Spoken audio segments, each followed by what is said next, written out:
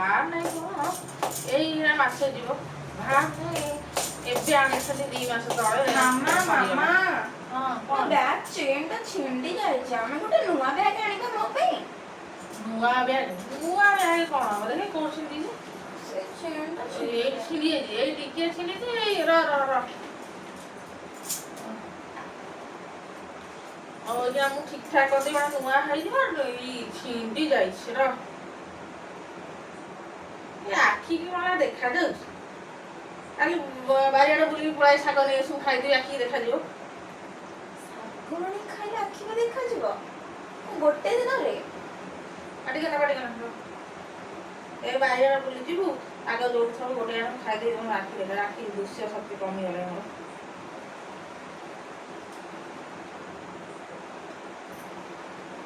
ପୁରା ରେଡି ହେଇଗଲା। ନୂଆ ବ୍ୟାଗ୍ ଏଇ ବ୍ୟାଗ୍ ତ 10ମ ପରୀକ୍ଷା ଯାଇ ସରିଥିବ ଆଉ 4 ବର୍ଷ ଯିବ। ଯା ନେଇକି ଯା। ଛୁଆଟା କ୍ରିମ୍ ଟା ମାନେ ଏଇ କ୍ରିମ୍ ମୁଁ ଆଣିଥିଲି ଯାଇକି ଜାନୁଆରୀ ମାସରେ।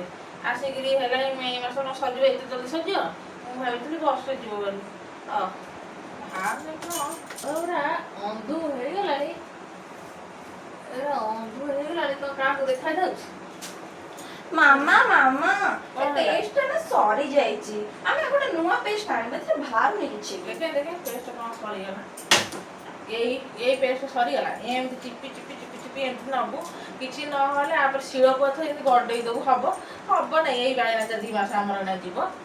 କିଛି ନହେଲେ ଆକୁ ଯାହା କାଟିଦବୁ ଛୁରୀରେ ନହେଲେ ପନିକି ପକେଇକି କାଟିଦବୁ 2 ଖଣ୍ଡ ହେଇଯିବ। ରସ ଏମିତି ଧରି ଏମିତି ପୁରେଇକିରି ଇଏ କରିଦବୁ ହବ ନାଇଁ। ନାଇଁ ୟା ଦେହରେ ପେଷ୍ଟ ଏଇ 2 ମାସ ଯିବ। କାମ ଛୁଆ ଆଜିକାଲି ଛୁଆ ଜମା ପଇସାର ଖାତିର କରୁନାହାନ୍ତି। ଖୁସି ମାଗିଲେ ଗଲୁ ଚିନି 100 ଆଣିକି ଆସିବୁ। କୁଆଡେ ଗଲା? ନହେଲେ ସେ ତାଙ୍କ ଘରୁ ଗଲୁ ଚିନି ତାଟିଏ ଆଣିକି ଆସିବୁ। ଏଠି ପାଠ ପଢୁଛୁ ଏଠି ଫ୍ୟାନ ଟା ଲଗେଇକିରି ଦିନ ଦିପହରେ ଫ୍ୟାନ ଲଗେଇ ପାଠ ପଢୁଛୁ।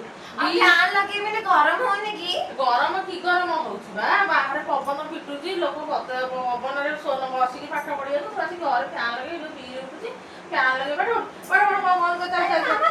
ଗରମ ହଉଛି। ଗରମ ଆଗରୁ ପୁଣି ଆମେ ଗଛ ମୂଳେ ପାଠ ପଢୁଥିଲୁ ନା ନାଇଁ? ଫ୍ୟାନ ଏସି ହେଇଗଲା ବୋଲି ଆଉ ଛୁଆ ଘରୁ ବାହାରିବେନି। ନାଇଁ ଗରମ ହଉଛି। ଫ୍ୟାନ ବନ୍ଦ କରିଛ ଫ୍ୟାନ ବନ୍ଦ କରି ବିଲ୍ ଯୋଉ ଉଠୁଛି ଛୁଆଙ୍କର ଇଏ ନାହିଁ। ଦିନ ଦିପହରେ ପବନ ଫୁଟୁଛି ନ୍ୟାଚୁରାଲ ପବନ ଖାଇଲେ ଦେହ ପାଇଁ ଭଲ। ଫ୍ୟାନ ନେଇଯା ମୁଁ ଯାଉଛି ନେଇଯିବୁ ତାଙ୍କ ତାଟିଆରେ ଚିନି ଟିକେ ନେଇ ଆସିବୁ ନହେଲେ 100 ଚିନି ନେଇ ଆସିବୁ। ଯାଇପାରିବିନି। ଚାଲ